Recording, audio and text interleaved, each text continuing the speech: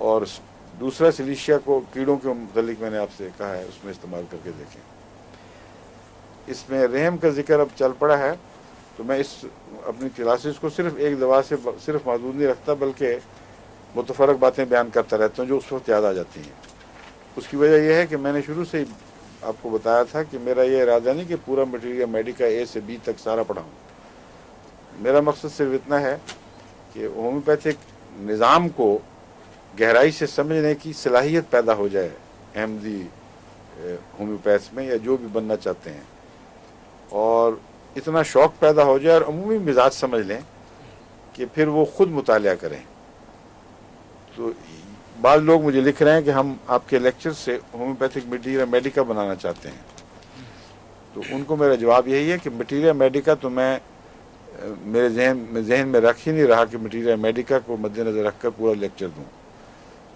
میرا مقصد صرف اتنا ہے کہ مٹیریا میڈیکا کو سمجھنے میں میرے لیکچر مفید ثابت ہوں، اور اپنے طور پر بھی جب احمدی مطالعہ کریں تو جس طرح میں بعض باتیں سوچ کر بعض باتیں پہچاننے کی کوشش کرتا ہوں، وہ اس مزاج میں میرے شریک ہوں، کیونکہ اس سے مجھے فائدہ بہت پہنچا ہے۔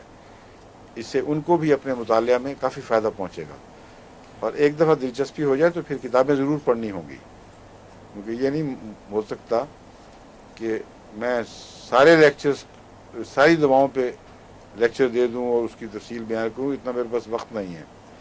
میرا خیال ہے سال 1.5 سال تک میں انشاءاللہ کوشش کر کے اتنا وقت نکال لوں گا، پھر یہی دہرائے جایا کریں گے، اور باقی جو آپ اپنا مطالعہ خود وسیع کریں گے تو آپ کو ہومیوپیتھک سمجھنے میں فائدہ پہنچے گا انشاءاللہ۔ اس لیے میں